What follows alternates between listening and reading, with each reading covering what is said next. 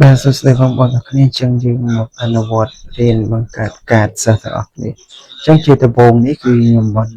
កើតនៅกระดาษបញ្ឈរមួយចឹងกระดาษបញ្ឈរហ្នឹងគឺខ្ញុំកំណត់យកទំហំវាគឺខាងលើមួយខាងក្រោមមួយឆ្វេងស្ដាំមួយទាំងអស់ចឹងដាក់មួយទាំងអស់នេះមានដើម្បីអីដើម្បីមាន space គ្រប់គ្រាន់ហើយចុច OK មកអញ្ចឹងជំហានបន្ទាប់ទៀតបងប្អូនគ្រាន់តែចូលទៅកាន់ insert ហើយកន្លែងនេះគឺយើង select យកតារាង2ទៅមកទៀតយើងកែទំហំវាអញ្ចឹងបងប្អូន select ហើយចូលមកកាន់ table layout កន្លែងនេះបងប្អូនដាក់ 12.7 ហើយកន្លែងនេះខ្ញុំយក9ចុះអញ្ចឹងបន្ទាប់មកទៀតវានឹងបានទំហំបែបនេះអញ្ចឹងខ្ញុំទាញសេរីវាបន្តិចអូខេបានប៉ុណ្ណេះអញ្ចឹងជំហានបន្ទាប់ទៀតគឺផ្នែកខាងនេះគឺយើងធ្វើការ design គឺយើងធ្វើការរចនាទៅលើតារាងរបស់យើង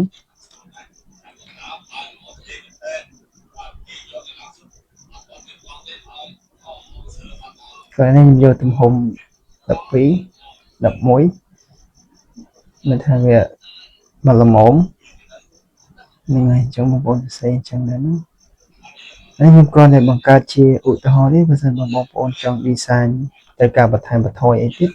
ណាអាស្រ័យលើការ design របស់បងប្អូនទេ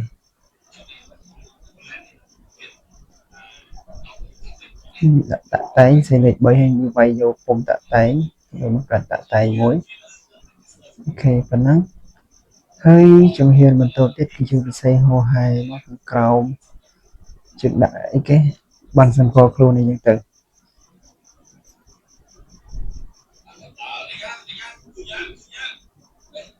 ហ្នឹងហើយចុះមកក្រោមទៀតគឺយើងមានអីគេឈ្មោះនៅវិទ្យាល័យឬក៏វិទ្យាល័យអញ្ចឹងខ្ញុំដាក់ចន្លោះចោលខ្ញុំដាក់ទេសូមបងប្អូននៅវិទ្យាល័យណាឬក៏វិទ្យាល័យណាដាក់តាមហ្នឹងមក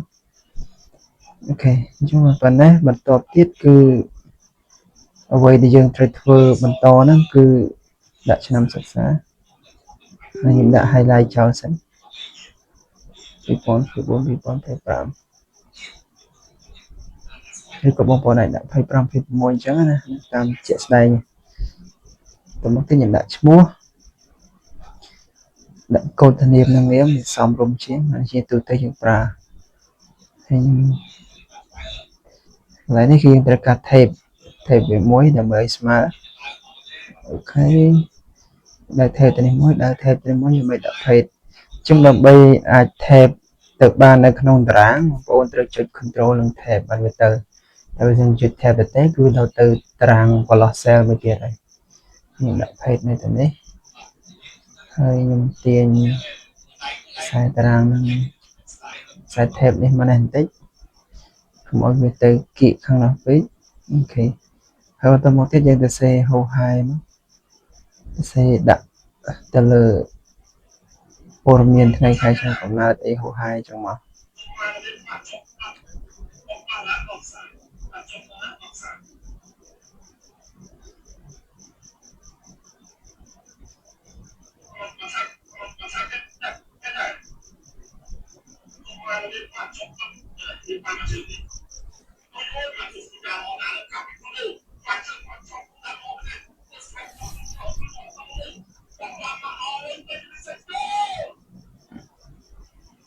កន្លែងនេះខ្ញុំដាក់ថ្នាក់ទី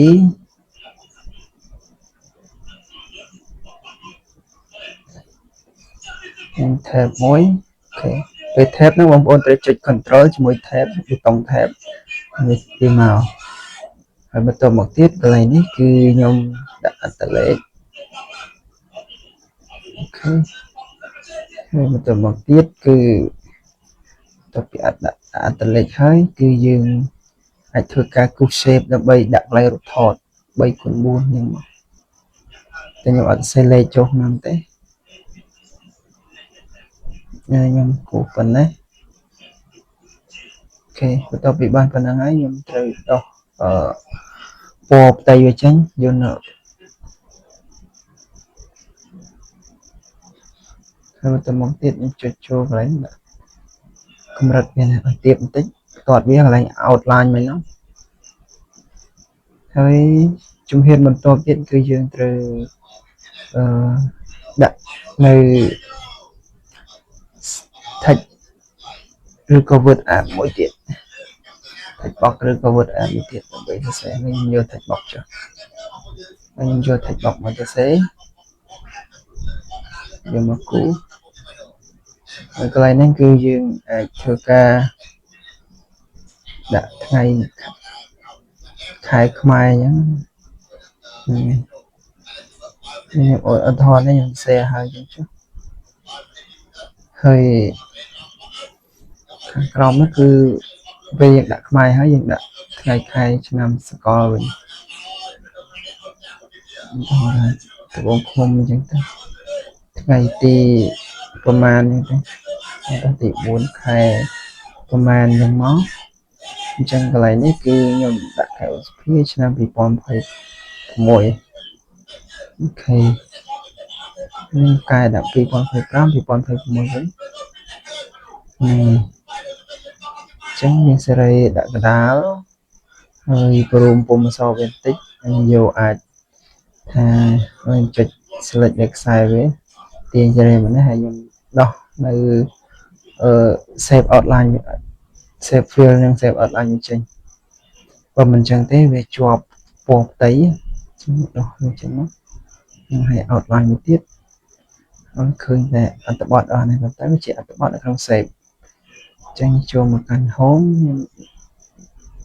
remove space វាអស់ហើយខ្ញុំថយទំហំវាអូខេហើយខ្ញុំសេរីដាក់ទៅនេះបងប្អូន design អាស្រ័យលើការ design របស់បងប្អូនបន្ថែមទេតែអ្វីដែលយើងសំខាន់គឺនៅផ្នែកបន្ទាប់ទៀតយើងទាញវាម្នេះកន្លែងយកនេះដាក់មូលឡាយចុះអក្សរឆ្លាក់អូខេសមូលបានប៉ុណ្ណឹងហើយបន្តទៀតបងប្អូនអាច design ជា logo របស់ក្រសួងអប់រំដាក់នៅកណ្ដាលអញ្ចឹងនេះដូរពណ៌វាសិនជាទូទៅការតែងធ្វើអក្សរដាក់វាពណ៌ខៀវ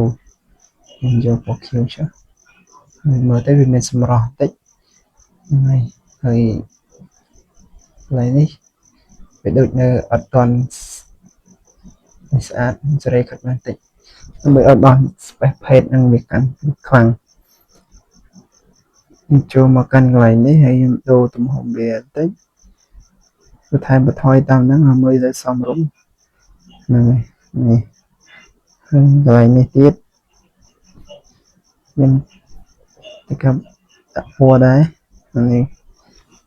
អូខេមានប៉ុណ្ណឹងហើយបន្តមកទៀតគឺយើងចូល insert ហ្នឹងទៅយកអីគេគឺទៅយករូបភាព logo ចឹងចូលទៅ picture ហើយយក logo របស់ក្រសួងអប់រំអូខេចឹងដាក់ logo ក្រសួងអប់រំហើយយើងធ្វើការកំណត់វាទៅខាងក្រោយអត្ថបទយក behind the text ហ្នឹងហើយបន្ទាប់ពីយក behind the text ហើយបងប្អូនព្រម logo នេះឲ្យចូលតូចទៅជួយតាមមកបន្លោះអានោះបើន័យថាយើងធ្វើតែមួយតារាងមួយ cell ឯងនៅពេលនេះគឺយើងវាអាចរត់ជាស្វ័យប្រវត្តិអីចឹងយើងមិនចាំបាច់ធ្វើយើងមានតែជីឈ្មោះទៅគឺវារត់អូតូហើយនេះខ្ញុំដក play បន្តិចដោយសារខ្ញុំត្រូវការដាក់ស៊ុំ save វាចូលក្នុងមួយទៀតអញ្ចឹងណាហ្នឹងហើយនឹងដាក់ប៉ុណ្ណេះខ្ញុំចូលទៅកាន់ shape ចូលមកកាន់ insert ដើម្បីដាក់ shape វាអានេះកលវាតិចទៀតអូខេបានប៉ុណ្ណឹងហើយបន្ទាប់ពីយើងសេរីមើលអីគ្រប់ជ្រុងជ្រោយហើយមើលស្អាតហើយទៅមកទៀតគឺយើងត្រូវដាក់ស៊ុំខ្ញុំយក save ធ្វើជាស៊ុំអូខេខ្ញុំយក save ធ្វើជាស៊ុំអញ្ចឹងកន្លែងនេះដូចវានៅនេះឲ្យធ្លាក់ចុះបន្តិចពីព្រោះបើដាក់ស៊ុំទៅគឺវាគៀកគ្នាខ្ញុំសេរី logo បន្តិចប៉ុណ្ណេះចំកដាលនេះមើលស្អាត ប៉ុន្តែ logo នេះខ្ញុំដាក់ transparency វារៀងអស់លេខអញ្ចឹងវាមើលទៅឃើញព្រាលទេអ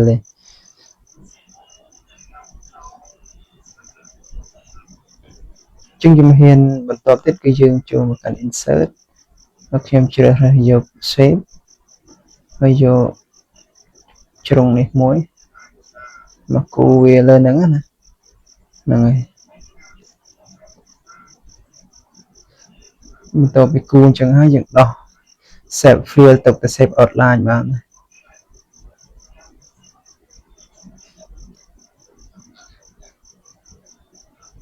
ប៉ុណ្ណឹងហើយខ្ញុំចូលមកកាន់ save fill ដើម្បីធ្វើការដោះវាចូលនៅកន្លែង save format នេះមិនថា save ដើម្បីយើងគូសមកវាចេញមកអញ្ចឹងយើងរកកន្លែង save fill ហើយយើងយកកន្លែង no fill ហើយមួយទៀតគឺ outline វា save outline នេះខ្ញុំយកពណ៌ខៀវចុះដើម្បីមើលទៅស្អាត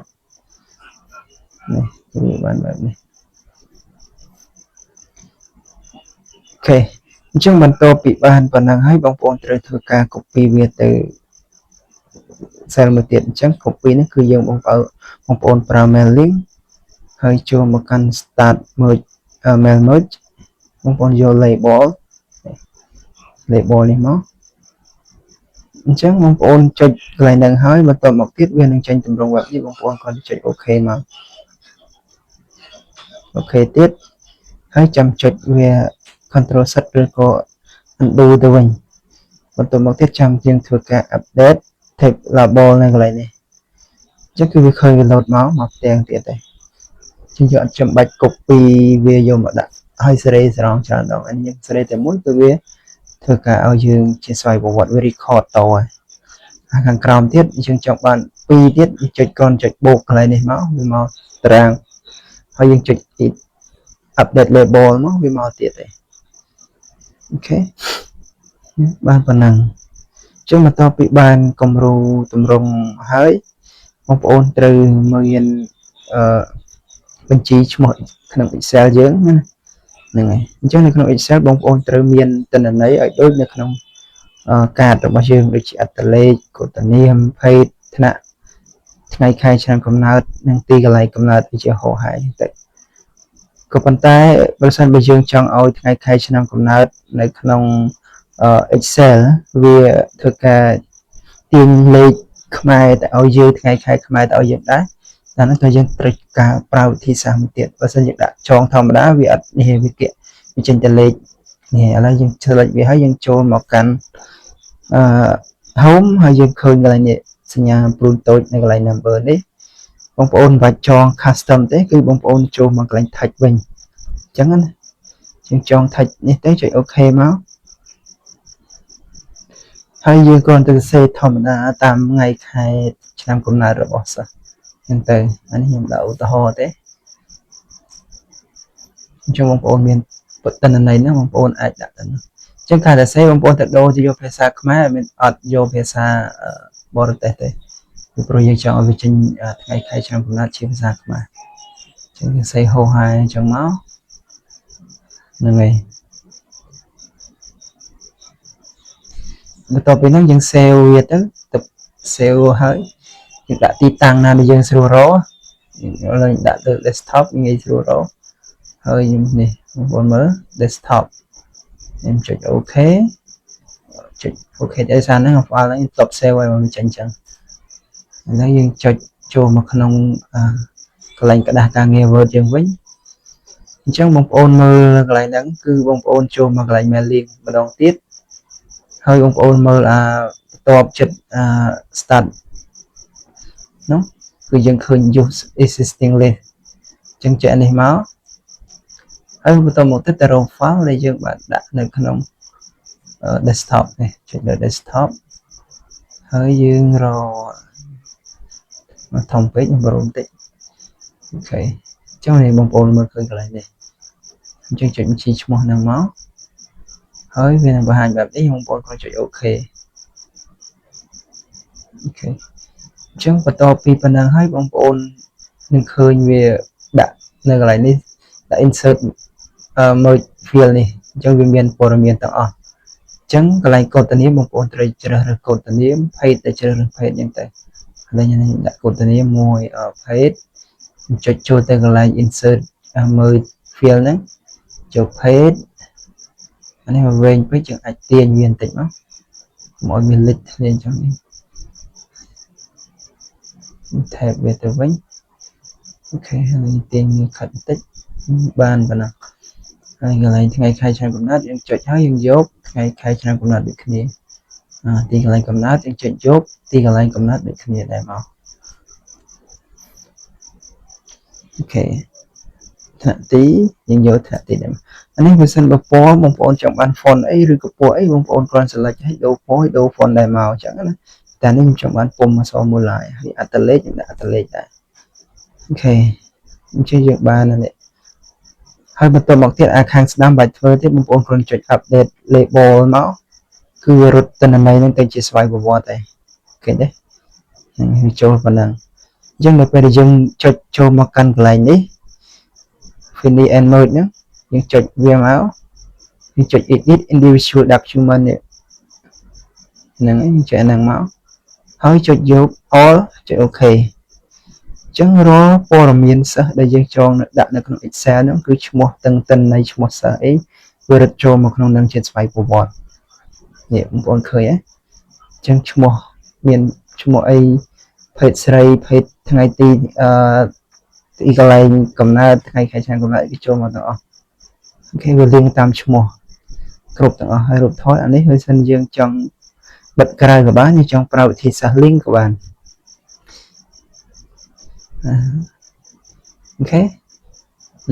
ញ្ចឹងអានេះវាមាន6បានយើងដាក់ generate ទៅចេញ6តែបើវាមានច្រើនវាចេញច្រើនឲ្យយើងបាច់ចាំធ្វើអង្គុយធ្វើម្ដងមួយទេអានេះគឺវាផ្ដល់ភាពងាយស្រួលយើងធ្វើការងារលឿនហើយអត់ស្មុគស្មាញទេយើងធ្វើតែមួយគឺវា generate ឲ្យទាំងអស់អូខេឥឡូវយើងមើលទម្រង់ដើមវាវិញកន្លែងនេះអានេះបានថាយើងខ្ញុំចង់ដូរវាយកពណ៌ផ្សេងឡើងដាក់ពណ៌ខ្មៅអូខេពណ៌ខ្មៅអានេះមានថា file ដើម file ដែលយើងឃើញឈ្មោះមិញហ្នឹង file វា generate ទៅខ្ញុំកែកន្លែង file ដើមវិញខ្ញុំដាក់ពណ៌ខ្មៅទាំងអស់ហ្នឹងដាក់ពណ៌ខ្មៅទាំងអស់អញ្ចឹងហើយបងប្អូនចុច update label ទៅវារត់ទៅខ្មៅទាំងអស់ហើយយើងចុចម្ដងទៀត edit វាម្ដងទៀតមកហើយ all វាទៅឲ្យវា generate ម្ដងទៀតអញ្ចឹងនេះគឺឈ្មោះមកពណ៌ខ្មៅវិញម្ដងគេនេះគឺហោហែនេះគឺវាចូលបានគ្រប់page ទាំងអស់បានថា page មួយយើងធ្វើ4កាតអញ្ចឹងវាចូលគ្រប់4កាតនេះអាហ្នឹងបើសិនមកបងប្អូនយកទៅធ្វើ certificate ធ្វើបានសរសើរអីក៏ងាយស្រួលដែរវិធីមើល Prompt link ហ្នឹងហើយខ្ញុំដោះ table នេះចេញខ្ញុំទុកតែខ្សែ save ទេនេះមួយទៀតដើម្បីមើលទៅស្អាតអញ្ចឹង print ទៅកុំឲ្យយើងជាប់បន្ទាត់ខ្មៅហ្នឹងចុចដោះវាទាំងអស់យក no border មកនេះឲ្យសាក់តេស្តមើលចុច preview print មើលគឺវាចេញគំរូបែបនេះហើយខ្ញុំទុក space កណ្ដាលហ្នឹងដើម្បីឲ្យងាយស្រួលកាត់កុំឲ្យវាដាច់ខ្សែបន្ទាត់អញ្ចឹងនេះបងប្អូនមើលឃើញទាំងលើទាំងក្រោមហ្នឹងមានថាខ្ញុំទុក space បែបហ្នឹងដើម្បីងាយស្រួលក្នុងការកាត់ទៅគឺវាសល់ស៊ុំវាអូខេអញ្ចឹងវីដេអូនេះក៏មានតែប៉ុណ្្នឹងទេសម្រាប់ចែកឲ្យបងប្អូនអរគ្នាជួបគ្នានៅវីដេអូក្រោយទៀតបាទអរគុណ